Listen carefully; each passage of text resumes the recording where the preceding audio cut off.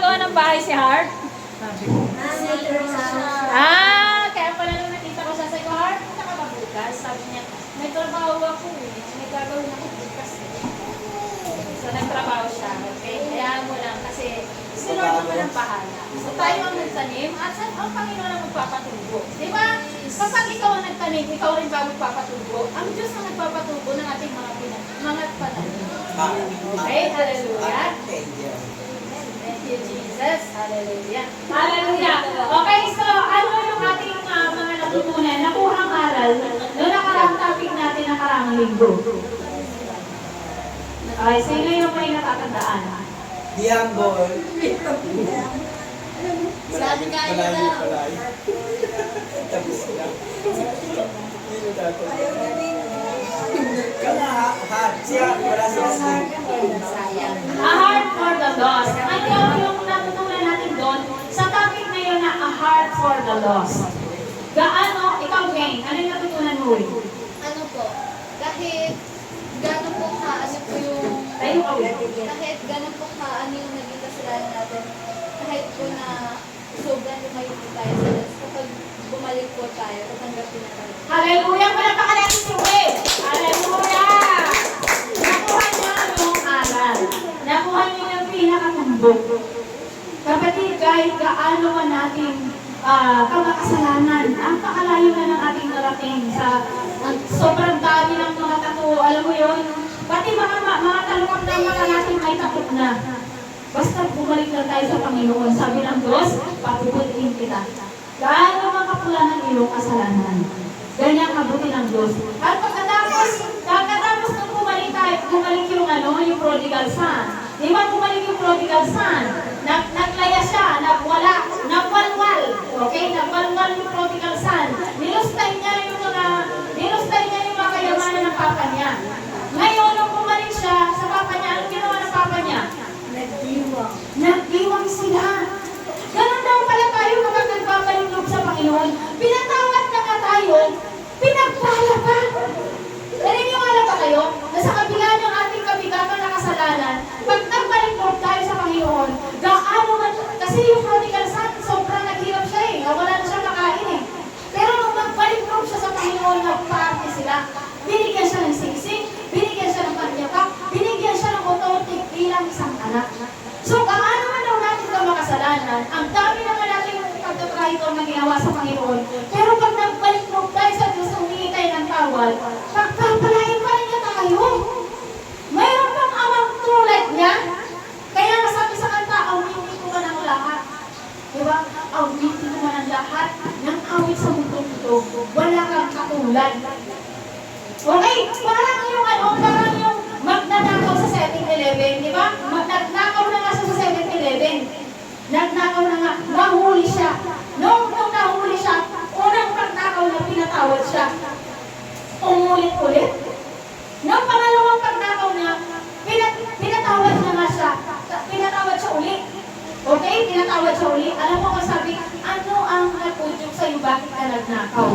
Sabi niya, wala kasi kami talagang makain. Wala talaga, kaya ako nagnakaw, kaya ganyan. Alam mo ba anong ginawa? Eto, binigyan pa siya ng kung ano-ano para lang hindi na siya magnakaw. So, gano'n ang ating kalagayan sa harap ng Diyos.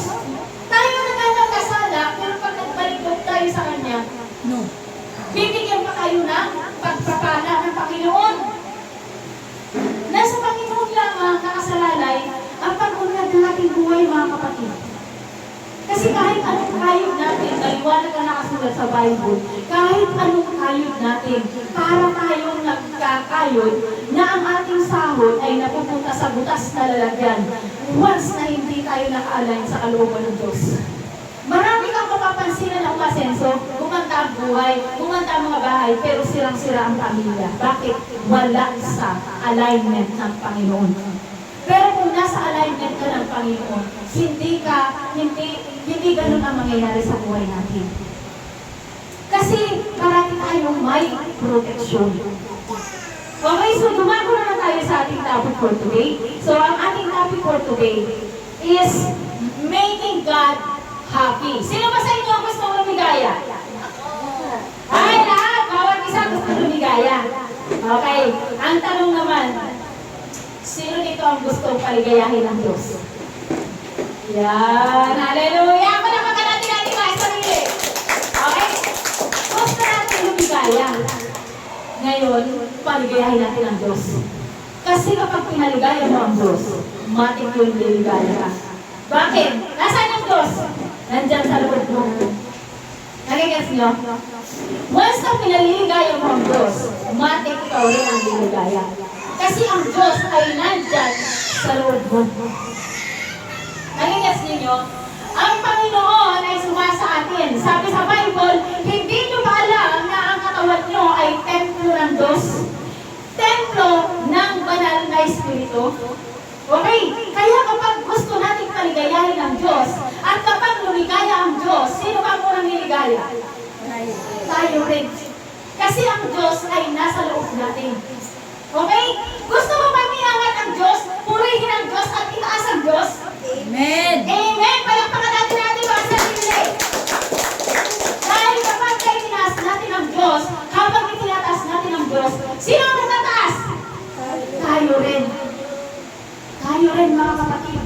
Kaya kung lumalayo tayo sa Panginoon mga kapatid, paano natin kayo tataas ang ating sarili?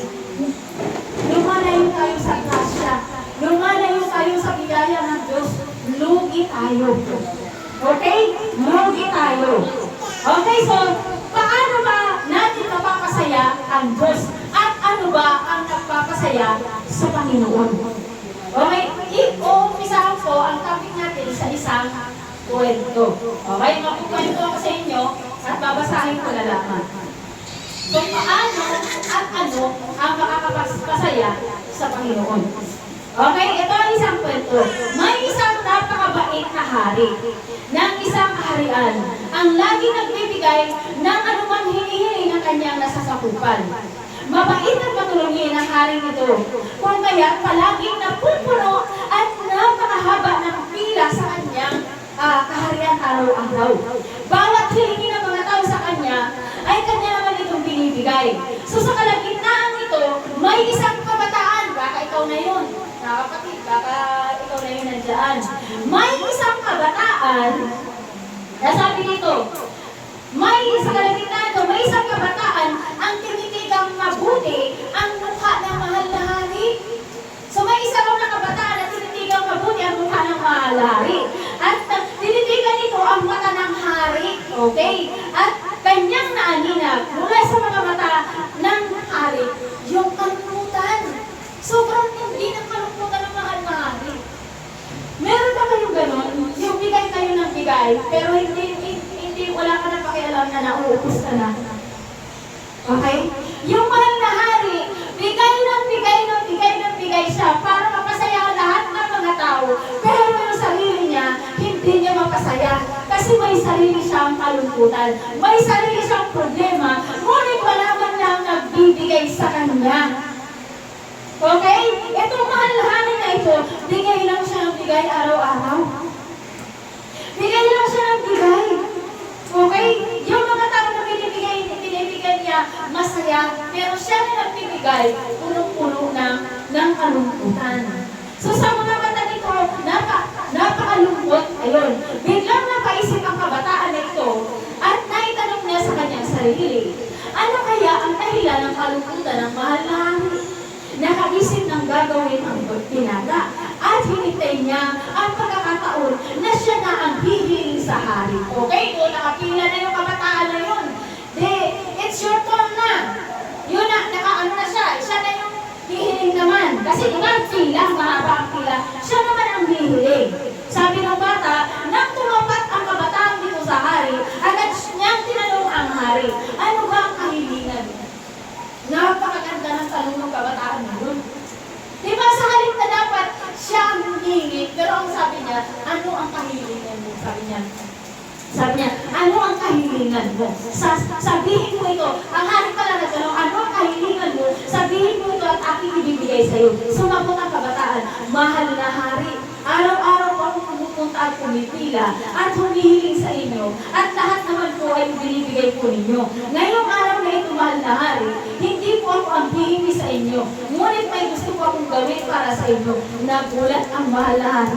Kasi sa buong buhay niya, nagbibigay, ngunit wala man lang nakakaalala sa kanya na magbigay. Diba naranasan niyo na ba yun? Na kayo na lang ang halos bigay ng bigay. Pero hindi nila alam na umupos ka na rin. Napapagod ka na rin. Diba? Minsan naranasan nila mga breadwinner na wala na talaga silang ibang kinakapitan kundi ang Panginoon. Maigi pa nga yung breadwinner kasi kapag nakakapit siya sa Panginoon, hindi siya mauubusan. Itong mahal na hari, wala siyang ibang kinakapitan kasi siya na nga ang mahal na hari. Siya na nga ang kataas-taasan. Okay? Sabi dito, mahal na hari, napansin mo ang kalungkutan sa iyong mamamata. Ano po ang nagpapalungkot sa inyo at ano din ang makakapagpaligaya sa inyo? Sabihin lamang po ninyo sa akin at gagawin ko at ibibigay ko po sa abot ng aking makakaya lamang. Okay? Yun ang sabi ng kabataan. Sabi niya, ano po ba ang maitutulong ko? Sabi ng kabataan sa hari. Okay? Biglang napatayo ang mahal na hari sa kanyang upuan at tumingin sa kabataan at tinanong ng ganito, totoo mo ba gagawin mo ang lahat upang maging masaya lamang ako?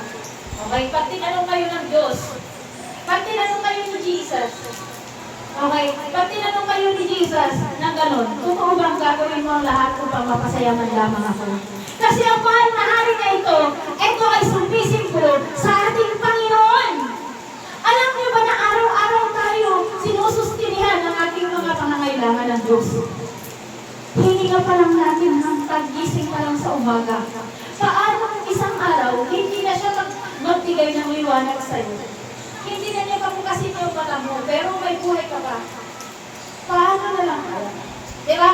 Minsan nasanay na kasi tayo dahil everyday naman pinibigyan tayo ng Panginoon ng paningin. Paano kung isang beses, hindi na magbukas ang paningin na yan? Paano ka kaya lalakad at ikilo sa buhay nito? Diba? Minsan hindi natin na-appreciate yung mga bagay na ginagawa sa atin ng Diyos na araw-araw ipinagkakalob sa atin. Paano kung isang araw pag-isip mo, yung paa mo, hindi mo na maihakbang? Paano na lang kaya? Diba nasanay na tayo, kaya hindi tayo makapagpasalamat man lang sa kabutihan ng Diyos. Kasi nga, nasanay na tayo, na araw-araw naman, meron namang nagbibigay na mahal na hari. Nagigets mo ba? Nakakasunod mo ba ang bawat isa? Ngayon, mayroon isang kabataan na nagnais na mapasayaman lang ang mahal na hari. Nawa tayong lahat ito. Nawa tayong lahat ito, na kabataan na ito, na naglakas ng loob na magtanong, Lord, ano po ba ang aking magagawa para mapasaya kita? Kasi walang nagbibigay sa Panginoon. Nagbibigay lang siya ng nagbibigay, pero walang nagbibigay sa Kanya. Minsan ba naisip ba rin na sa kuya ng Diyos? Kaya sa mga oras na ito, mga kapatid, ma-realize sana natin mga kapatid na ang Diyos ay patuloy na nagbibigay sa atin. Ngunit hindi man lang tayo nakaalala magbigay man lang sa Kanya. Hallelujah! Sabi dito, agad na dinala ng mahal na hari ang kabataan ito sa isang tabi at saka inilahad ang pinagmumula ng kanyang kalungkutan. So, itinuwento lang ng mahal na hari kung ano yung dahilan kung bakit siya nalulungkot. Ang sabi ng mahal na hari, mangyari kasing nawawala ang aking anak. May anak pala mahal na hari. At nawawala ang kanyang anak, ito ay tinakaw ng ating kaaway. Okay? Kung ang mahal na hari ay ang Diyos at nawawala ang kanyang anak at tinakaw ng kaaway, sino ang nagtakaw? Si Satanas. Okay? Si Satanas ang nagnakaw ng anak niya. At sino yung anak na yun na nawawala? Mga kapatid, tayo yun. Okay? Tayo, yung mga anak na yun, na nawawala na ngayon ay natakpuan. Kasi nandito ka, nakikinig ka, at tinatanggap mo ang mga salita ng Panginoon. Minsan tayo ay nawawala, pero ngayon tayo ay natakpuan. Okay? Bakit tayo ay natakpuan? Dahil may isang kabataan na nagpursige na mag-invite sa inyo. Kung walang nag-invite sa inyo, hindi ninyo matutuklasan ang katotohanan na hinahanap pala kayo ng inyong Panginoon, ng ating Panginoong Diyos. Okay? Okay, sabi dito, maaari po ba maaari mo ba akong tulungan na siya ay hanapin? Sabi ng mahal na hari, maaari mo ba akong tulungan na siya ay hanapin? At tumugon ang kabataan ito at ang sabi, upang mahal na hari, gagawin ko po lahat ng aking makakaya upang hanapin ang nawawala po ninyong anak. At ibalik muli ito sa inyong kaharian. Nang marinig ito ng mahal na hari, tuwang-tuwa ang mahal na hari, at agad ipinatawag ang lahat ng kanyang mga katulong, at ipinagbilin sa mga ito na ibigay sa kanya ang lahat ng kanyang nais, maging ang mga bagay na hindi niya hinihiling sapagkat siya lamang ang katangi-tanging naghangad na hanapin ang nagwawala niyang anak. Moral of the story. Okay? No, yung kabataan na yun, na siya lamang ang nagsabi doon sa mahal na hari na hahanapin niya ang kanyang anak. Anong sinabi ng mahal na hari?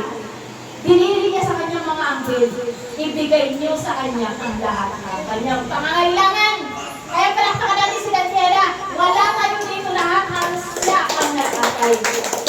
Okay, kaya nga sabi ko sa kanya, eto si Daniela, pag humiling ko sa Panginoon ng 1 milyon, iwan ko na lang kung hindi ko bigyan ng Panginoon sa dami niyang naakay. Mga kapatid, oras na para tayo naman ang magbigay ng kaligayahan sa Panginoon. Paligayahin natin ang Diyos. At kapag pinapaligaya natin ang Panginoon, nag-blow out ang Panginoon. Gusto niyo ba yun? Gusto niyo bang maranasan ang mag-blow out ang Panginoon? Walang ibang magpapaligaya sa Panginoon, kundi ang isang kaluluwa na magbabalik loob sa Panginoon. Amen po ba? Amen po ba? Kasi napakahalaga sa Panginoon ng bawat isang kaluluwa. Kahit sa paningin ng mga tao, wala kang silbi, drug addict ka, wala kang silbi, wala kang trabaho, tamad ka, wala kang pakinabang sa lipunan, hindi ka tanggap ng magulang mo, hindi ka tanggap ng lipunan, hindi ka tanggap ng mga kaibigan mo. Para sa Panginoon, special ka. Amen. Dahil ang mismong sarili niya ay nandyan sa loob mo. Wala kang katulad, mga kapatid. Wala tayong katulad. Kaya nga sabi ng Panginoon, ipunin man ang lahat ng kayamanan dito sa mundo. Hindi ko kayo ipagbibili. Ganyan tayo kamahal ng Panginoon. Kaya mga kapatid, gano'n na lang ang kalungkutan ng mahal na hari. Dahil sa kabila ng lahat, marami siyang mga anak na nawawala.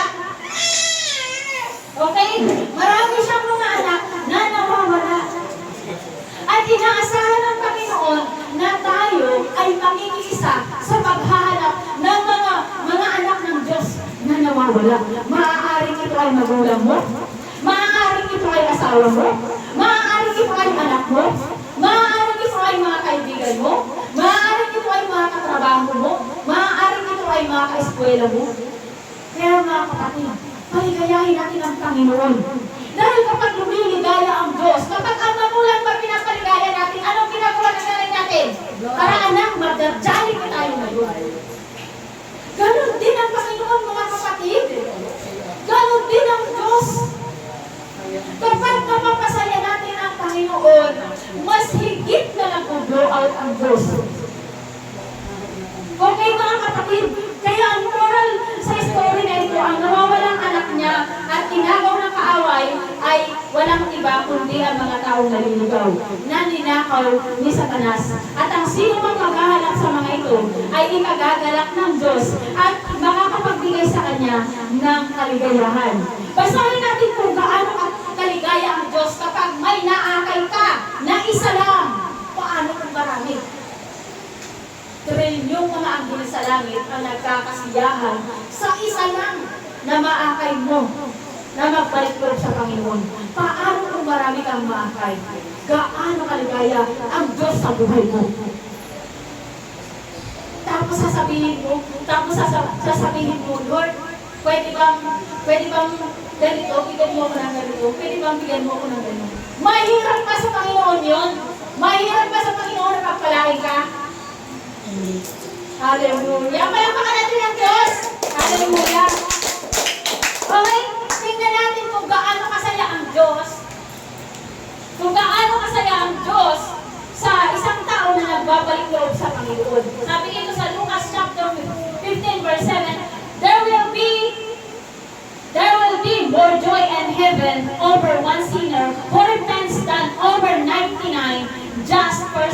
would need no repentance. Kumbaga sa Tagalog sabi dito, sinasabi ko sa inyo, magkakaroon ng higit na kagalakan sa langit dahil sa isang makasalanang tumalikod sa kasalanan niya kaysa siyam na putsyam na matuwid na hindi nangangailangang magsisi. Okay? So, kaya kung iniisip mo na makasalanan ka, kaya nga ako kahit minsan hindi ko na makasalanan, iniisip ko na makasalanan ako eh. Iniisip ko na kasalanan ko yun eh. Bakit? Mas gusto ng Diyos yung mga tao ina-admit na siya ay makasalanan. Okay? Yun ang katangian na gusto ng Panginoon at hinahanap ng Panginoon yung tao na tinatawag niya ang kanyang sarili na siya ay makasalanan. Okay? Kapag parati natin sinasabi na wala naman tayo sa kasalanan, hindi naman ako ganyan, hindi naman ako ganito. Kapatid, dinadaya mo lang ang iyong sarili. Okay? Wala sa iyo ang katotohanan. Malayo sa iyo ang katotohanan. Mas iniibig ng Panginoon yung mga makasalanan. Okay? Nandyan yung puso ng Diyos. Sabi dito, kasi kapatid, kapag ang isang tropa ay nag-iisa, okay? Halimbawa, ikaw yung tropa na yun, na nawawala. Okay? Halimbawa, ikaw yung tropa na yun na nawawala. Kapag nag-iisa lang ang isang tropa, o kaya, di ba sa kabubukan makikita niyo yun, yung mga wild animals, grupo yan sila na naglalakbay. Kasi once na nahiwalay ang isa dyan, lalapain ng leon yan. Siguradong patayan. Okay, nagigets niyo ba ako? Kaya sabi ni Jesus, iniwan niya yung 99 na tupa niya para hanapin yung isa na nawawala. Bakit? Kasi mapanganib yung buhay ng isa na yun na nawawala. Maaaring mahulog siya sa bangin or maaaring makain siya ng leon. Diba? Kaya mga kapatid, kung tayo ay nagwawalwal, yan ang tawag doon, tayo ay ang upang nawawala. Napaka-delikado kapag hindi tayo nagbalik sa Panginoon. Bakit? Maaari tayo mapunta sa kulungan, maaaring mawasak ang ating buhay dahil sa mga mali nating mga desisyon. Okay? Kaya mga kapatid, sa bawat isang tao na nagbabalik sa Diyos at nagsisisi, ang buong kalangitan ay nagagalak. Ito pala ang nakakapagpasaya sa Diyos. Ang nakita niya ang mga taong nagbabalik sa Kanya. Kaya nga hanggat hindi na kumpleto na mahanap ang mga anak niya nawawala, may lungkot pa rin sa Kanya ang mga mata. Kaya sa bawat bago na mai-invite natin na nakakapakinig ng salita ng Diyos, tumatanggap sa Panginoong Jesucristo, grabe ang kasiyahan nila sa langit. Kasi mahal na mahal ng Diyos ang mga nawawalang yun.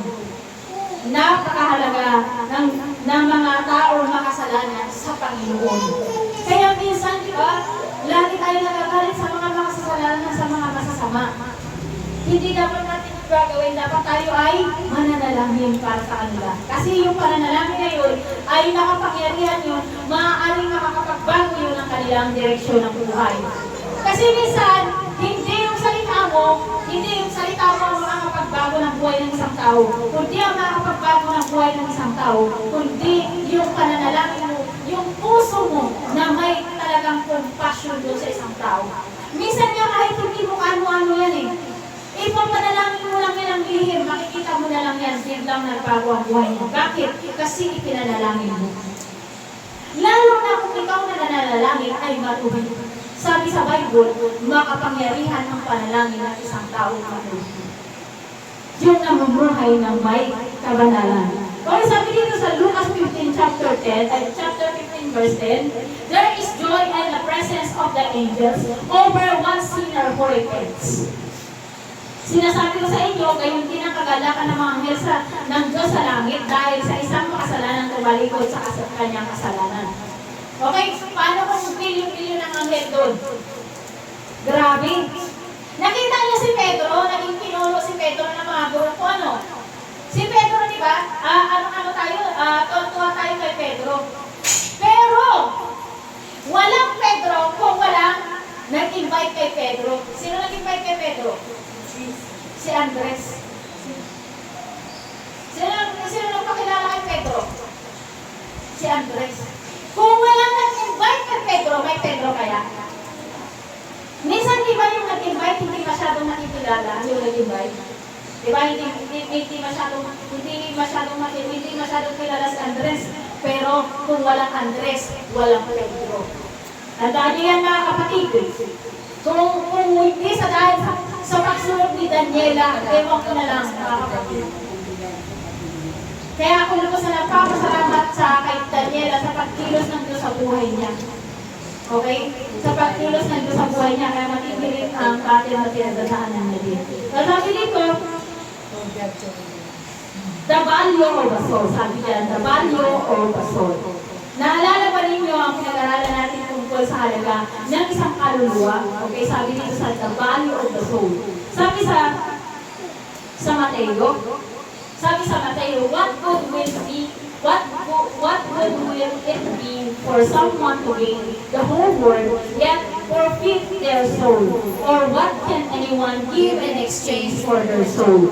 Sabi sa Tagalog, sapagkat ano nga ba ang mapapala ng isang tao, makamtan niya ang buong daigdig, ngunit mapapahamak naman ang kanyang sarili. Ano ang may bibigay ng isang tao kapalit ng kanyang buhay? Minsan pinipili natin yung makipag-anuhan tayo sa mundo, yung sikat tayo, makipag-diskuhan, lahat ng layaw natin. Makamtan man natin ang lahat ng layaw. Kung yun naman ang kapapahabak ng ating kaluluwa, ano ang ibabayad mo sa iyong kaluluwa? Yan ang tanong sa Mateo. Okay? Ano ang iyong ibabayad? Di ba minsan, kahit makuha ka natin ang lahat ng mga gusto natin, may kulang pa rin. Di ba ang dami-dami mga bilyonaryo nagpapakamatay. Bakit sila nagpapakamatay? Kasi may emptiness pa rin sa buhay nila kahit nasa kanila lang ang buong mundo. Diba? May emptiness pa rin nang magpupuno lamang ay ang Panginoong Jesucristo. Kasi walang pwedeng pumuno dun sa pwesto na yun. Sa pwesto ng Panginoong Jesucristo. Magpakalayo-layo man tayo sa Diyos, hindi pa rin tayo magiging masaya at the end of the day. Bakit? Kasi yung emptiness na yun, walang ibang magpupuno doon kundi ang Panginoong Jesus. Hindi pwedeng malagyan nyo ng pera, ng kasikatan, ng lahat ng mga bagay na gusto mong makamtan sa mundo ito. Yung pwesto ni Jesus Christ daan sa'yo, hindi kayang pwestohan nyo ng mga ganyang pwesto na yan. Okay? Kaya merong mga milyonaryo na nagpapakamatay. Bakit? Kasi ayaw nilang tanggapin ang Panginoong Jesucristo sa kanilang buhay. Na walang iba magpupuno sa emptiness na yun kundi si Jesus Christ lamang. Okay? Kasi minsan, lahat ng tao, nilagyan niya ng Diyos ng pwesto niya. Yun lang yung pwesto niya. Ngayon, kung pupwestuhan mo yan, lalakayan mo yan ng mga pera mo, kayamanan mo, kasikatan mo, hindi pa rin yan pinakita. Kasi, pwestuhan ni Jesus yan. Pwestuhan ng Panginoon yan. Kaya kahit mahanap mo man, makamtan mo man yung mga pangarap mo, wala pa rin yan. At the end of the day, babagsak at babagsak pa rin tayo. At hahanapin natin ang tunay at totoong kaligayahan, which is ang Panginoong Jesucristo lamang. Sabi dito, or what can anyone give an exchange for their soul? Bawat kaluluwa ay walang katumbas na halaga pag samasamahin man ang yaman ng buong mundo. Hindi kayang pilihin ang halaga ng kaluluwa mo. Ito ay, number one, ito ay, your soul is priceless. Priceless. One soul is priceless. Okay? Bawat kaluluwa ay walang katumbas na halaga. Pag samasamahin man ang yaman ng buong mundo, hindi ka kayang pilihin ang halaga ng kaluluwa mo. Priceless. Okay, number two. One soul is gradeless. Hindi ka lang pwedeng pagtawaran. O kaya, diba, bibili ka. O sabi, Panginoong Jesus, bibili ko ng anak ko si Juan. Ano naman yan? Pasaway naman yan. Di naman yan sumusunod sa'yo. Bibili ko na lang yan. Hindi ka pala pwedeng presyuhan. Kasi wala kang presyo. Hindi ka pwedeng ipagtawaran. Tradeless ka. Tradeless. Bakit ka tradeless? Kasi ang Diyos ay nandiyan sa loob mo. Tradeless ang Diyos. Sino kayang bumili sa Diyos? Walang kayang bumili sa Diyos. Okay? So, wala daw pwedeng ipagpalit sa kaluluwa, ganun tayo. Pinahahalagahan ng Diyos, ganun tinatingin ng Diyos sa kaluluwa ng bawat isa sa atin. At ikatlo, ang kaluluwa na ang ikatlo, one soul is happiness. Ang isang kaluluwa daw ay kaligayahan ng Diyos. Okay? Nais ng Panginoon na tayo ay magkasama-sama, maging masaya. Gusto ng Panginoon na magdiwang tayo kasama niya. Tingnan ninyo ang mga talatang ito. Gusto ni Lord na magsalo-salo tayo sa kagalakan niya. Basahin natin. Ayon sa Mateo chapter 25 verse 21, NIV. NIV. Sabi ng Panginoon, His master replied, "Well done, good and faithful servant. You have been faithful with a few things. I will put you in charge of many things. Come and share your master's happiness." So, ibig sabihin ito yung sasabihin niya sa mga tao dapat na naglilingkod sa kanya. Ang sabi niya, come and share your master's happiness. Makikibahagi ka pala sa kaligayahan ng Panginoong Yesus. Okay? Sabi naman dito sa NIV, NLT, the master was full of praise. "Well done, my good and faithful servant. You have been faithful and handling this small amount. So now I will give you more responsibilities. Let us celebrate together." Ngayon na pagkatiwalaan ka pala sa maliit na amount, bibigyan ka pala ng ano? Ano ang mas malaki doon sa maliit? Malaking kayamanan, mga kapatid. Kapag ka tayo ay tapat sa Panginoon, tapat sa maliit na bagay. Ayan o, sabi niya, "I will give you more responsibilities. Let us celebrate together." Okay, mahirap tayo sa Panginoon. Napagpalain kayo. Mahirap tayo sa Kanya. Na-experience ko na yan, walang mahirap sa Diyos.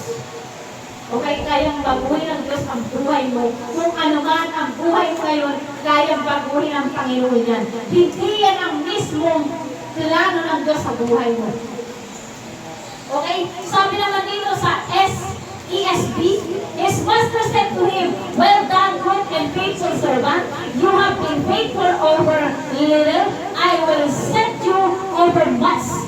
Enter into the joy of your master." So gusto niyo ba na marinig yung kanyang salita ni Jesus? Amen. Amen! Palakpakan natin ang Diyos! Hallelujah! Pero ano na lang? Paano na lang kung hindi tayo naglingkod? Pagdating natin sa kabilang buhay, hindi man tayo naglingkod. Ano sasabihin niyo sa atin? Papuputahin tayo sa kaliliman. Itatapon tayo sa kaliliman. Masarap narinig yung ganyan, no? Welcome! Gusto mo bang marinig yun? Yung i-welcome ka. Well done! Welcome to my sa karyan ko. Dito pa nga lang sa lupa, mai-experience mo na yan. Yung abundant life na ipinangako ng Panginoon sa mga taong sumusunod sa Kanya. Di ba sabi sa John 10:10, "The thief comes only to steal, kill, and destroy. But I have come," sabi ng Jesus, "so that you may have life in abundance." So gusto niyo ba na magkaroon kayo ng abundant life? Sa lahat ng aspeto ng buhay ninyo, dapat close tayo kay Jesus. Dapat close tayo sa Kanya. Ano yung makakapagpasaya sa Kanya, dapat gagawin natin yun. Dapat gagawin natin yun, mga kapatid. Hallelujah. How to make God happy? How to make God happy? Number one, the highest calling behind your works to fish for people. Kapag ikaw daw ay nag-evangelize, yan ang pinakamataas na calling. Nagigas niyo ba? Kapag kayo daw ay umaakay ng mga tao patungo sa Panginoong Yesus, yan ang pinakamataas na calling. Okay? Kaya mga kapatid, huwag natin babasta-bastahin yung mga nag-evangelize, yung mga nagpapastor, yung mga nag-preach na yan. Diyan ang pinakamataas na calling. Kahit successful ka pa, hindi mo kayang tapakan yung pinakamataas na calling ng Diyos. Dahil yung pagka-successful mo, marami kang sasakyan, marami kang susumugin ng ganyan. Pero yung mga tao na nag-aakay papunta sa Panginoon, na mga kaluluwa papunta sa Panginoon, magsashine sila sa kalangitan like the stars in heaven forever and ever. Hindi sila, walang katapusan ng kanilang pagtatagumpay. Okay, yung tagumpay mo dito sa lupa, useless lang din yan. Pakikinabangan mo lang yan ang sakit lang. Ano? Pakikinabangan mo lang din yan ang sakit lang. Pero, yung kayamanan na narutundang mo sa langit, hindi yan matatapos kailanman. Billion years, pinakikinabangan mo pa rin yung mga pinaghirapan ng nangyari. Okay, yan daw ang pinakamataas na calling. Yung nag-aabot ka ng mga kaluluwa pabalik loob sa Panginoon. Nag-i-invite ka. Okay, nagsishare ka ng mga natutunan mo. Hindi mo kailangan maging pastor para bago ka mag-share. No. Mayroon ka lang simpleng kaalaman tungkol sa evangelism katulad na ang lahat ng tao ay nakapila na sa impyerno. Wala din isa pa makakaligtas. Kaya kailangan mo ng Panginoong Jesucristo. Doon lang sa kasimple na yun, makakapag-share ka na ng gospel eh. Dahil alam mo yung katotohanan na lahat ng tao ay nakapila sa impyerno. Pwede mo naman yung sabihin sa mga kapitbahay mo sa mga ano mo para ma-share mo si Kristo. So hindi mo kailangan nakapag-aral ka, tapos ka. No! Alam mo lang yung gospel at yung katotohanan na ang lahat ng tao ay nawalay sa Panginoon at wala ni isa man na makakaligtas maliban na ang Panginoong Jesucristo ang maging daan patungo sa langit. Okay? Okay, sabi dito, iba-iba ba ng ating ginagawa, pero isa lang ang pinakamataas na panawagan ng Panginoon sa atin. Maghuli tayo ng tao. Ano ba sinabi kay Pedro ni Jesus nung inano siya? Nung tinawag si Pedro ni Jesus, di ba naging isda siya? Ano sabi ni Jesus sa kanya? Halika Pedro, gagawin kita na mangingisda ng mga tao. Tumanggi ba si Pedro? Hindi. Sumunod siya agad. So ano nangyari kay Pedro nung sumunod siya agad kay Jesus? Diba? Siya na ang pinakamataas na call. Siya na ang pinakamataas na leader sa kanila. Kaya mga kapatid, napakaganda kapag ka ikaw ang pinakang pinagsisikapan mo sa buhay na ito, hindi yung pangarap mo na kung ano pangarap mo doon. Ang pinakamahalaga, ang pinakamataas na calling, pinakamataas na pangarap, na antas na pangarap sa totoong buhay, yun ay ang magkakay ng mga tao pabalik sa Panginoon. Wala nang mas hihigit na dyan. Kahit pakitaan mo pa kung na sandamak pa kung kayaman, sandamak pa kung kotse. Woo! Useless. Nabuhay ka lang din para sa sarili mo lang. At the end of the day, susunugin lang din. Pero kung ang dami natin ang nakikita, mga taong nagbagong buhay, mga pamilyang naligtas, mga pamilyang nagpalikog sa Panginoon, mga pamilyang nag-evangelize na rin, mga pamilyang umaabot na rin sa iba dahil nagpagamit ka, yun ang pinakamataas na katuparan ng mga pangarap. Sa lahat ng mga pangarap, sa lahat ng antas ng mga calling, yun ang pinakamataas mga kapatid. Dahil yun pang walang hanggan yun. Eternal yun. Yung kayamanan mo ay hindi mananakaw. Okay? Yung kayamanan mo dito na pinaghirapan mo, pwedeng manakaw yan. Pero yung kayamanan ng langit, hindi kailanman mananakaw yan. Ayan ang sabi kay Pedro ni Jesus nung tinawag na sabi dito sa Lucas chapter 5 verse 10, then Jesus said to Simon, "Don't be afraid, from now on, you will fish for more people." Diba? Mangingisda ka. Okay? May isa na naman ako inukwento sa inyo. Isang Christian driver ng jeep sa Maynila, ang pumipila sa may Divisoria, biyahing 100. sa sangandaan. Okay, makinig mabuti. Kwento ko ng isang driver. Ito ay totoong buhay. Okay? Ito ay totoong buhay. Sa bawat unang biyahe niya, umaga pa lang, hindi siya naniningil. Bakit kaya hindi siya naniningil? Ang pamasahe ay libre. Okay? Kapag puno na at tatakbo na ang jeep, nagsisimula ng mangaral ang jeepney driver at sinisimulan niya ng ganito. Okay, sabi ng jeepney driver, magandang umaga po, mga sabi niya, magandang umaga po sa inyong lahat, mga minamahal ko na mga kapatid sa Panginoon, mga pasahero. Dalawang magandang balita po ang ihahatid ko sa inyo. Okay? Ang una pong balita ay libre na ang inyong pamasahe. Pamasahe dahil po ay mabuti ang Diyos. Sabi niya. Bakit libre ang pamasahe dahil po ay mabuti ang Diyos? Siguro pinagpapala siya ng Panginoon. Okay? Libre, sabi niya, libre. So at ang ikalawa pong balita ay libre rin po ang kaligtasan na ibibigay sa inyo ng Panginoong Jesus. Okay, sabi niya, ang ikalawa po ay ang libreng kaligtasan na ibinibigay ng Panginoong Jesus para sa bawat isa sa atin. Libre lamang ito dahil biyaya ni Lord, hindi kailangan pagpaguran, walang bayad, kailangan lamang ninyong tanggapin at pagkatapos po niyang mabahaginan, pinapanalangin niya ang kanyang mga pasahero at sila ay tatanggap sa Panginoong Yesu Kristo. Kagaya ng driver nito, pwede din tayong gamitin ng Diyos sa anuman ang ating mga ginagawa.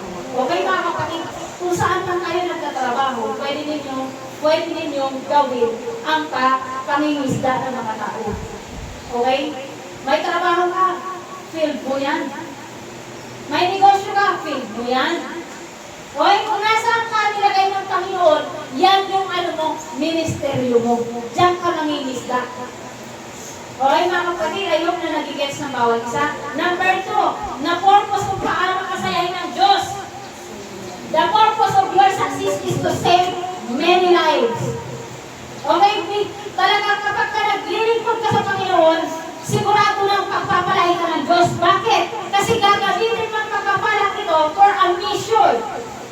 Okay, tulad namin, wala kaming bahay dati.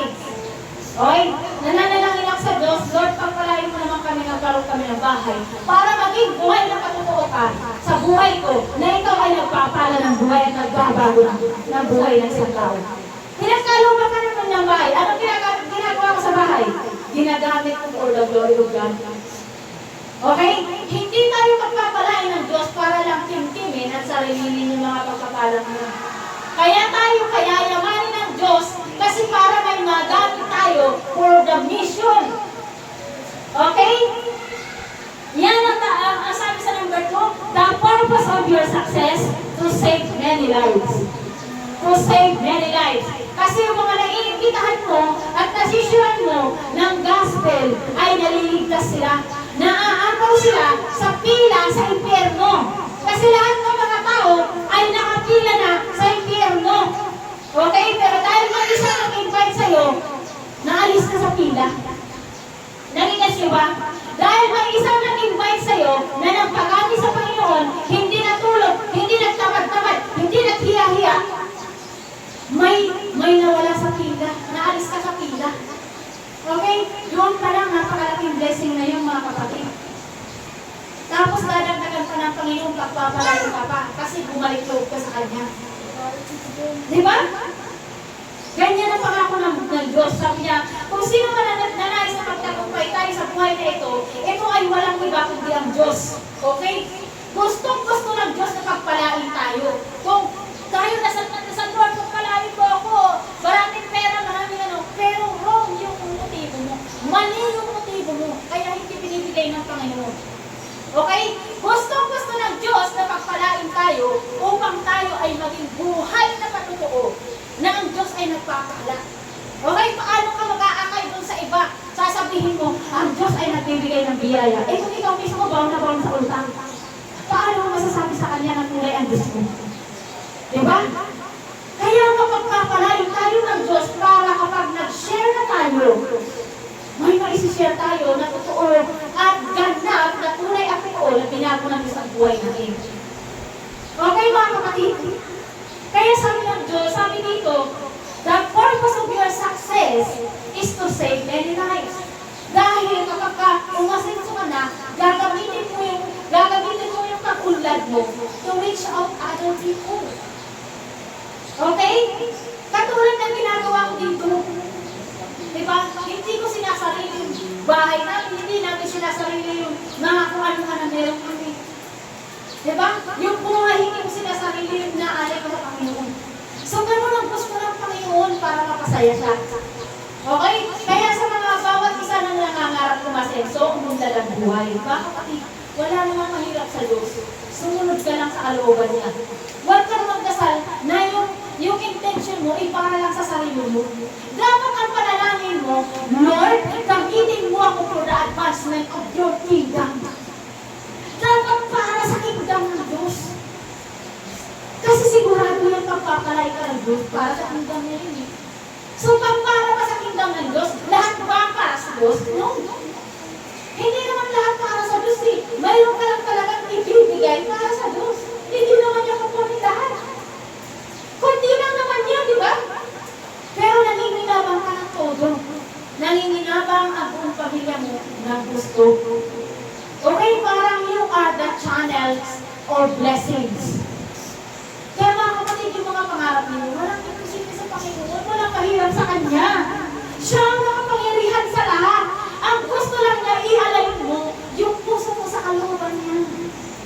Ialay mo yung puso mo sa kalooban niya. Dahil pag ginawa natin yun, walang imposible sa Diyos. Kung saan lang darating yung mga opportunity na yan, kung saan darating yan sa ating buhay. Diba, sino nakakaalala sa buhay ni Joseph? Yung mga naka-attend ng nakaraan sa buhay ni Joseph. Ano yung buhay ni Joseph? Ni Joseph, the dreamer. The dreamer. Patay ng mga kapatid niya na kulong sa nililin.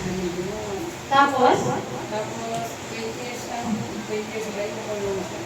13 years. 20 years, tapos, bumalik, pinanuli siya nung natulungan ng nagano ng anak. Tapos, pinakusap siya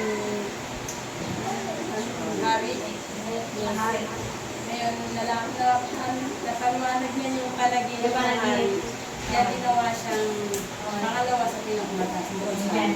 Amen. Sino ang nagbigay ng talento kay Joseph para siya yumaman? Si Lord. Hallelujah! Okay? Palakpakan natin si Lord.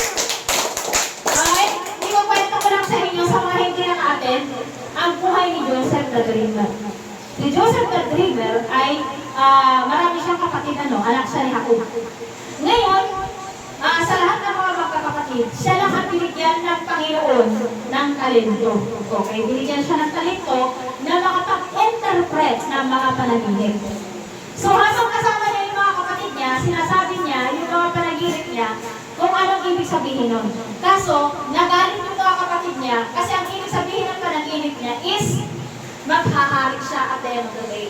Yayaman siya at uunlad at yung mga kapatid niya ay uwipod sa kanya. So nagalit ang mga kapatid niya, anong ginawa sa kanya ng mga kapatid niya? Ipinatapon siya sa balon, pinapatay siya, pero hindi naman nagtagumpay. Ang ginawa, ipinenta siya. So ibinenta siya sa Ehipto. So pagkataas niya itinapon sa balon, ibinenta siya sa Ehipto. Ang daming masasamang ginawa sa kanya ng mga kapatid niya. Pero at the end of the day, hindi siya nagtanim na sama ng loob sa mga kapatid niya. Bakit?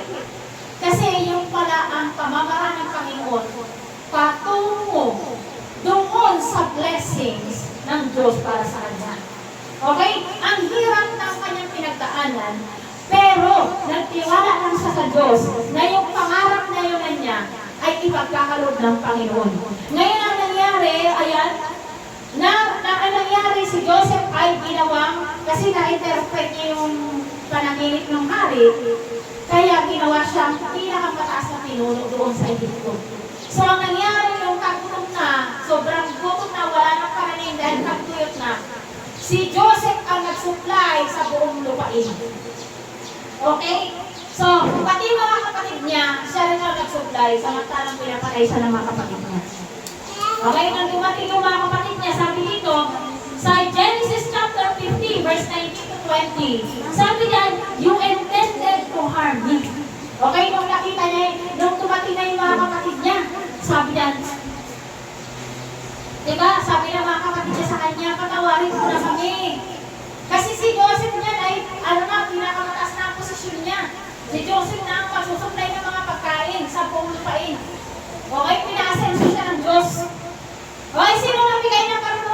Joseph para mag-interpret? Si Lord. So si Lord din ang magbibigay sa atin ng way kung paano tayo umulan. Ang kailangan lang ng Panginoon ay tayo ay magkaroon ng pusong masumuling sa Kanya. Hallelujah! Alam mo ang sagot niya? Di ba dapat susumpatan niya yung mga kapatid niya? Pero ang sagot niya, you intended to harm me, but God intended it for good, to accomplish what is now being done, the saving of many lives. So then don't be afraid. I will provide for you and your children. And he reassured them and spoke kindly to them. Diba? Sa halip na dapat, diba, susumpatan niya yung mga kapatid niya kasi pinatapos siya sa balon, pinapatay siya. Pero anong ginawa niya? Sinabi niya sa mga kapatid niya, kalooban niyo ng Panginoon na mangyari. Diba? Masasabi pa kaya sa mga taong nakapi sa'yo, na kalooban ng Diyos na mangyari yun? Diba? Ganyan ang puso na hinahanap ng Panginoon. Mayroon tayong pusong mapagpakumbaba at mapagpatawan. So nais ng Diyos na gamitin na oportunidad ang bawat tagumpay, posisyon at kapangyarihan upang ilapit kay Kristo ang mga tao at magtamo ng kaligtasan. Okay? Pagpapalain tayo ng Diyos para maging buhay na katotoo tayo na ang Diyos ang nagbabago ng buhay. Kaya yung sitwasyon natin ngayon, pansamantala lang yan mga kapatid, nakasalalay yan sa iyong pagsunod. Okay? Nakasalalay sa ating pagsunod. Magbabago ang ating buhay, i-elevate tayo ng Panginoon sa ating mga sitwasyon, depende sa ating pagsunod. Kung kaya pa natin pagdaanan ang mapait at masakit na proseso, kagaya ni Joseph. Okay? Maraming pinagdaanan ang proseso si Joseph bago niya nakamit ang tagumpay. Kaya mga kapatid, magpakatibay po tayo. Proseso lang po yan. Okay? Yung pinagdadaanan natin, hindi po yan panghabang buhay. Yan po ay proseso lamang. Okay, number 3. Paano natin mapapasaya ang Panginoon? The extent of your wealth is to have ministry of generosity. Okay? Kaya ka palang payayamanin ng Panginoon kasi para magkaroon ka ng ministry of generosity. Okay? Di ba kapag full of greediness ka, walang pwesto ang biyaya ng Diyos sa buhay mo. Walang paglalagyan ng Diyos sa buhay mo kasi punong-puno ka eh. Punong-puno ka ng pagkamakasarili. Punong-puno ka ng kakuliputan. So, kailangan matanggal yung kakuliputan na yan para mapwestuhan niya ng biyaya ng Diyos. Ang kailangan ng Panginoon ay lalagyan, mga kapatid. Lalagyan, mga kapatid. Lalagyan. Sabi dito, ang ikatlo naman ay ang pagkakaroon ng ministry of generosity. Ito ang pinakadahilan bakit tayo pinayayaman ng Diyos upang maging daluyan tayo ng pagpapala sa iba. Maging channel of blessings tayo. Gusto ni Lord John, sabihin mo nga sa katabi mo, you are blessed to be a blessing. Okay, sabihin mo nga, you are blessed to be a blessing. Okay? You are blessed to be a blessing. Okay? Kaya tayo magpapalain ng Panginoon, hindi para maging makasarili, kundi para magkaroon tayo ng ministry of generosity. Okay? Bakit tayo gumagastos para sa gawain ng Diyos? Para marami ang maligtas. Okay? Minsan nga, budget na lang namin, igagastos ko pa para ano? Para marami ang maligtas. Okay? Kaya mga kapatid, aanin na natin yung mga bagay dito sa mundo doon, masisira lang naman yan. Okay? Yung mga kakapusan na yan, papalitan din na ng Panginoon. Okay? Minsan ka nagbigay ka ng nagpakain ka dito sa church. Akala mo ba magpapatalo ang Diyos sa bigayan? Ayan, katulad yan si katulad yan si May. Parati yan ang papakain dito sa church. Yan ang katuwang ko sa magpapakain dito. Nakita mo kung gaano katapat ang Diyos sa buhay niya? Diba? Hindi matatalo ang Diyos sa bigayan. Ngayon mga kapatid, kung tayo ay puno-puno ng pagkamakasarili, saan mo pwesto ng Diyos ang biyaya niya sa buhay natin? Puno nga. Kailangan matanggal yan. Para magkaroon ng pwesto yung biyaya ng Diyos, kailangan matanggal yan. Okay mga kapatid? Sabi ito, kagaya ni sa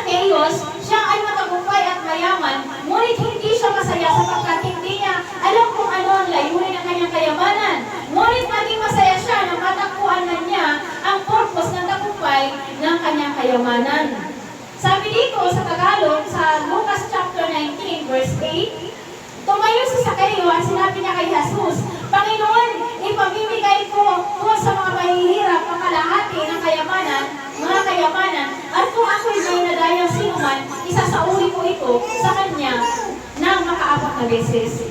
Ayun, ito si Zacchaeus, siya yung mga pinuno ng chief siya ng tax collector.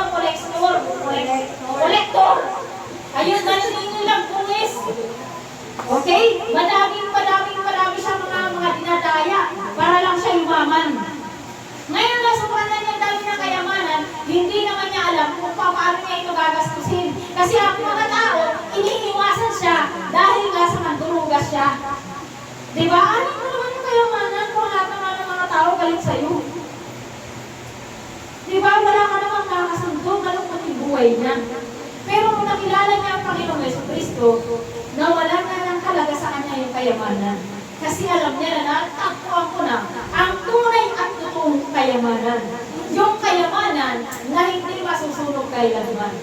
Kayamanan ang mananatili forever and ever and ever and ever. Yun na yung kayamanan na bumigla sa kalangitan sa Panginoong Jesucristo. Hallelujah. Hallelujah. Sa bagay ng pananalapi, diyan tayo mahigpit na nagtitest. Okay? Sa bagay ng sa pagdating sa pera, diyan talaga tayo nagtitest ng gusto ng Diyos. Okay? Mindset pa. Mindset pa. Pagdating kasi sa pera, doon tayo nasusubukan ng Panginoon. Okay? Kasi pag pera na, diba? Pag pera na, hindi pa pwede makawala. Wala pa nga yung pera, usapan natin eh. Nung yung pera na, galit na siya. Naku po! Diyan talaga tayo natitest pagdating sa pera. Sabi dito, at madalas na nag-fail tayo, instead na maaga mo ka makakamit ang financial blessings mo, natatagalan pa kasi tinitest tayo dyan. Okay? Diyan tayo natitest sa pera, kaya matagal dumating yung financial blessings. Kasi hindi ka mapagkatiwalaan sa maliit na bagay, paano ka pagkakatiwalaan sa malaking kayamanan. Diba sabi sa Bible, sa Lucas sa kasulat, ang sino man ang pagkakatiwalaan sa maliit na bagay, ay pagkakatiwalaan na sa mga malalaking bagay. Kung maliit ka nga lang yung pera mo, magkano pa nga lang yan, grade ka na. Hindi ka na magawang makapagbigay. Paano na pag yumaman ka na? Yan. Yung greediness, dapat maalis yan sa atin. The love of money is the root of all evil. So sa 10% pa lang na tithes, okay? Sa 10% pa lang na tithes, dyan tayo natitest ng Panginoon. Kung alin kasi yung bagay na sobrang hirap natin bitawan, ito ang nagiging Diyos natin. At aminin natin na pagdating sa pera, hirap na hirap tayo i-impress. Hindi ba nga sa Lucas yun nga, pagdating sa pera talaga, diyan tayo nag-create, mga kapatid. Okay?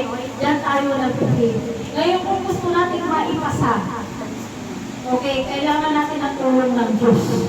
Kailangan natin manalangin sa Panginoon na, Lord, pagdating sa pera, tulungan mo na wag akong maging greedy. Para naman maalis na itong greediness na ito. Kasi hanggat nandyan yung greediness sa buhay mo, hindi malalagyan ng blessing ang pagkatao ng Diyos. Kasi walang space. Punong-puno ka. Sabi nga dito sa 2 Corinthians chapter 9 verse 6 to 15, tandaan niyo ito, ang nagtatanim ng kakaunti ay aanin ng kakaunti, at ang nagtatanim naman ng marami ay aanin ng marami. Ang bawat isa ay dapat magbigay ayon sa sariling pasya, maluwag sa loob at hindi napipilitan lamang, sapagkat iniibig ng Diyos ang pusang nagbibigay ng may kagalakan. So sa totoo lang, nandito pa tayo sa pagtatanim ng kakaunti. Okay, kakaunti. Baka hilingin natin na sa Diyos, Lord, na loobin mo na makapagtanim naman ako ng marami. Upang umani naman din ako ng marami. Dahil gusto kitang pasayahin. Okay? Ngayon, pagsikapan natin na makapagtanim tayo, makapagtanim tayo, kaya nga yung power of sowing, talagang ano kami yan, lalo na sa mga pastor, sa mga na nakatagumpay na ng mga lingkod ng Diyos, na talagang pinagpapala. Kasi, ano sila naniniwala talaga sila sa principle sa Bible. yung principle ng pagtatanim. Okay, ilang beses na natin yung tinakalakay yung tungkol sa pagtatanim. So magagawa ng Diyos sa kasaganahin kayo sa lahat ng bagay at higit pa sa inyong pangangailangan upang may magamit kayo sa pagkakawang gawa. Tulad ng nasusulat, siya nagbibigay ng libre sa mga dukha ang kanyang katwiran ay walang hanggan. So nakita natin maliwanag na ang Diyos mismo ang nagbibigay sa atin ng pangtanim. So palitan na natin yung prayer na nagtatapos lamang sa ating pangangailangan. Dahil sapat lang talaga ang ating tatanggapin. Okay, kapag nag-pray tayo para lang sa pangangailangan natin, bibigyan natin ng Diyos pero sapat lang yun. Pero kung ang prayer mo, Lord, let me serve you! Bibigyan ka ng Diyos ang gagamitin mo. Okay? Paano ka makakapag-serve kung wala ka nga kahit Maria, wala ka? Diba? Paano ka makakapag-serve sa Lord? Kung kapusta. So, pagpapalain mo na ng Panginoon, kahit na malik karamihan nandiyan sa'yo, nagsisikap ka na, kahit wala ka pa, nagsisikap ka na ng Panginoon. Pagpapalain ka ng Diyos, tapat ang Diyos. So, ang Diyos na nagbibigay ng binhig itatanim at ang tinapay ng mga kain, siya rin nagbibigay sa inyo ng binhig at mapapalago nito upang magbunga na sagana ang inyong kabutihang loob. Masasaganahin niya kayo sa lahat ng bagay upang mas marami ang inyong matulungan. Sa ngayon, lalong dadami at magpapasalamat sa Diyos dahil sa inyong tulong na dadalhin sa kanila. So, napakaliwanag ng Bible, ang Diyos mismo ang magpapalago ng inyong mga negosyo. Kaya galingan mo pa sipagan mo pa. Okay, Ate Belen, sipagan mo pa. May sipagan mo pa. Kasi dyan gagamitin, dyan padadaluhin ng Panginoon ng kanyang biyaya at pagpapala. Halimbawa, tulad ko, ako naglilingkod ako sa Panginoon. Padadaluhin naman ng Panginoon ang pagpapala ng pinansyal sa asawa ko. Okay? Kung sino yung mga nagtatrabaho sa inyo, doon padadaluhin niya ng Diyos. Kaya minsan nagtataka yung mga asawa niyo, bakit lumakas yung kita ko? Kasi dahil sa'yo, naglilingkod ka sa Panginoon, nananalangin ka araw-araw. Okay? Pagpapalain ka ng Diyos, wala ka naman yung trabaho, kaya ang pagpapalain at papadaluhin niya ng pagpapala, kung sino yung nagtatrabaho sa inyo na pinagkukunan niyo ng inyong pangangailangan. So, ganun magpala ang Diyos. Okay, ganun magpala ang Diyos. So, nabibless ba kayo ngayon sa ministry na ito? Yan ang gusto ng Diyos na gawin natin lahat. Mag-glorify siya sa lahat ng blessings na binibigay niya sa atin. Huwag nating suluhin. Yun.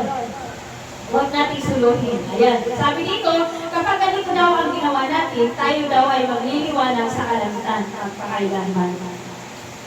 Ayan, naniniwala pa kayo na tayo ay magliliwanag sa kalangitan kapag tayo ay nag-aakay ng mga tao pabalik po sa Panginoon? Nakasulat po siya sa Bible. Sabi dito sa Daniel chapter 12 verse 3, those who are wise will shine like the brightness of the heavens, and those who are lead many to righteousness like the stars forever and ever.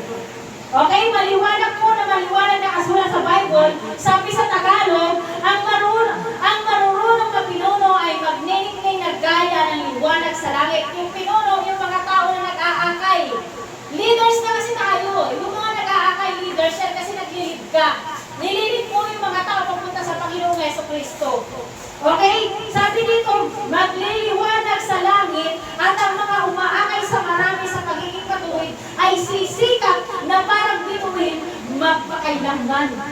Okay, aanin mo naman yung kasikatan dito sa mundo, maglalaho lang naman yan, pag matanda ka na, hindi ka na rin sikat. Doon ka na lang sisikat sa langit. Okay, mas gusto ko yun, hindi ako sisikat sa langit. Para daw akong bituin sa langit, para daw tayo star sa langit. Gusto niyo ba yun? Kaya magsikap na tayo, mga kapatid, humingi tayo ng tulong sa Diyos na i-align niya tayo sa mga tao na gustong iligtas ng Panginoon upang i-share natin ang Word of God. Mag-pray tayo, Lord. Tulungan mo naman ako na magsalita sa kapatid ko kasi napapaamak yung kapatid ko. Tulungan mo naman ako na magkaroon ako ng karunungan kung ano ang sasabihin ko sa kapatid ko na napapahamak. Lord, tulungan mo naman ako kung ano sasabihin ko sa anak ko na napapahamak. Diba? Hihingi tayo ng tulong sa Panginoon. Parang tayong magdadasal. So, ang mga nag-winning soul daw ay ang mga matatalino. Gusto niyo ba maging matalino kayo? Ako nga, ano lang ako eh. Sabi, yung mga sa mga klase ko, bobo lang din ako eh. eh. Kasi wala nga akong award, wala sa tuloy. Wala kayo sa kailan lang yung award. Pero iba pala yung talino na ibibigay sa akin ng Lord.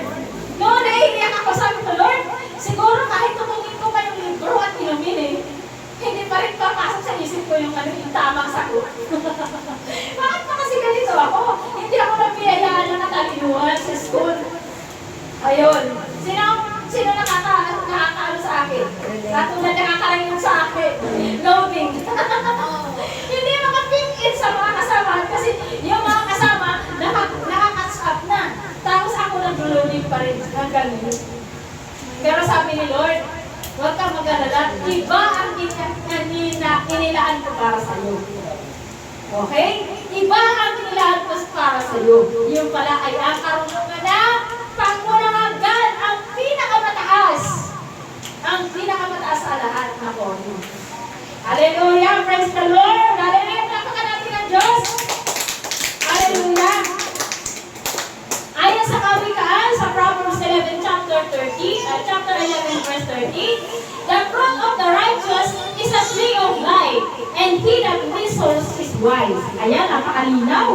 Sabi niya, ang bunga ng patuwid ay punong kahoy ng buhay. May buhay ka ng punong kahoy. At ang humihikayat ng mga kaluluwa ay may karunungan. Matalino pala yung mga nag-invite. Yung mga nag-share ng gospel, matalino pala yun. Hallelujah! Ngayon ko lang narinig, matalino ako. Salamat sa Panginoon. Talaga si Lord ay nakapagligtas ano. Akala ko na nanatili na lang akong bobo. Yung pala, matalino pala ako. Hindi ko lang alam, ibang talino pala. So the level up to the max. Hallelujah! Kaya okay lang kahit medyo mahina tayo sa academics, okay? Ang mahalaga ay busog naman tayo sa pandangit na karunungan. Okay? Minsan nagtatampo na tayo dahil medyo mahina tayo sa academics. Huwag kang mag-alala kapatid. Hindi ka nag-iisa. Kasi yung pala, panlangit pala, ibang level pala yung talino mo, bibigay sa Lord. Hallelujah! Purihin natin ang Diyos na buhay. Ayon dito sa 1 Timoteo chapter 6 to 8 to 19, command those who are rich to do good, to be rich in good deeds, and to be generous and willing to share. In this way, they will lay up treasure for themselves as a firm foundation for the coming age, so that they may take hold of the life that is truly life. Okay? Ang nakasulat sa Tagalog, turuan mo silang gumawa ng mabuti, yung mga may kaya, at magpakayaman. Ay, magpakayaman. Magpakayaman sa mga mabubuting gawa, maging bukas palad, at matulungin sa kapwa. Sa gayon, nakakapag-impok sila para sa matatanda na harap at makamutan nila ang tunay na buhay. Okay, kaya mga kapatid, ang susi para tayo ay umundan, give and serve the Lord. Okay? Sumunod tayo sa kalooban ng Panginoon. Okay? Ano lang yung ating ipang panalangin mo lang ngayon? Ano yung ating ipang panalangin mo lang ngayon? Hindi lang para sa ating sarili. Kundi, Lord, paano kita mapapasaya? Paano kita mapapasaya?